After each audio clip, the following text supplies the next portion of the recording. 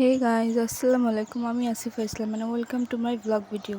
তো এতক্ষণ তো তোমরা সবাই বুঝতে পেরেছো আমরা ঈদ করার জন্য ঢাকায় যাচ্ছি, কারণ আমরা বাড়িতে থাকি আর আমার বাবা দাদু সবাই ঢাকায় থাকে, সেজন্য ঢাকাতে ঈদ করতে যাওয়া। আর এখানে আমাদের বাস অলরেডি ছেড়ে দিয়েছে। তো আমি যেহেতু নতুন ব্লগার, তোমরা সবাই আমাকে সাপোর্ট করো এবং আমার পাশে থাকো, যাতে আমি আরও ভালো ভালো ব্লগ ভিডিও আপলোড করে তোমাদেরকে দিতে পারি। বাড়িতে আমি, আমার আম্মু আর আমার ভাই, আমরা এই তিনজন শুধু থাকি। তো আমার ছোটোবেলা থেকে অনেক ইচ্ছে ছিল আমি একজন ব্লগার হব, তাই নতুন ব্লগিং তৈরি করা। তোমরা সবাই আমার পাশে থেকো। তো এখানে এসে বাসটা অনেকক্ষণ দাঁড়িয়েছিল, কারণ এখানে বাসের একটা কাউন্টার ছিল, আমরা সবাই বসেছিলাম। তো এখানে যেহেতু বাসটা থেমেছিল, তাই আম্মু নিচে গেল আমাদের জন্য কিছু খাবার আনতে। বাসে ওঠার সময় আমাদের জন্য কিছুই নিতে পারে নাই। আমার যেহেতু ছোট একটা ভাই আছে, তো ওর জন্য তো কিছু না কিছু নেওয়াই লাগবে।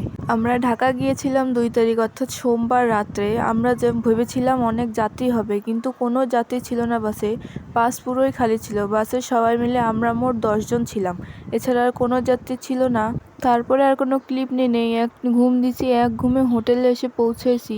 আর হোটেলে নিচে নেমে আমি কোনো ক্লিপ নিতে পারি নাই, কারণ সেদিন এত বৃষ্টি ছিল আর এত কাদা ছিল নিচে। তোমরা হয়তো বা ভিডিওতে দেখতেই পাচ্ছ কী পরিমাণে কাদা।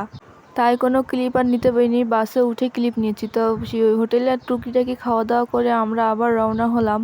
এরপরে আবার এক ঘুম দিছি, এক ঘুমে সকাল 5টা বাজে আমার ঘুম ভাঙছে। তো 5টা বাজে ঘুম ভাঙার পর কিছু ক্লিপ নিয়ে রাখছিলাম, আমার ভালোই লাগছিল, খুশিও ছিলাম, কারণ বাবার সাথে ঈদ করতে পারবো। এই তো দেখতে দেখতে ফাইনালি চলে আসলাম ঢাকা। আর একটু পরে আমরা বাস থেকে নেমে যাব। বাস থেকে নামার পরে আমি কোনো ক্লিপ নিতে পারিনি, কারণ এত বৃষ্টি ছিল সেদিন, কোনো ক্লিপ নিতে পারিনি। আমি সোজা রিক্সায় উঠে ভিজতে ভিজতে আমরা চলে গেছি। তো আজকের মতো আমার এই ব্লগ এই পর্যন্ত। সবাই আমার জন্য দোয়া করবেন, আমাকে সাপোর্ট করবেন, যাতে আমি আরও ব্লগ ভিডিও দিয়ে আপনাদের পাশে থাকতে পারি। আর সবাইকে বাই বাই, আসসালামু আলাইকুম।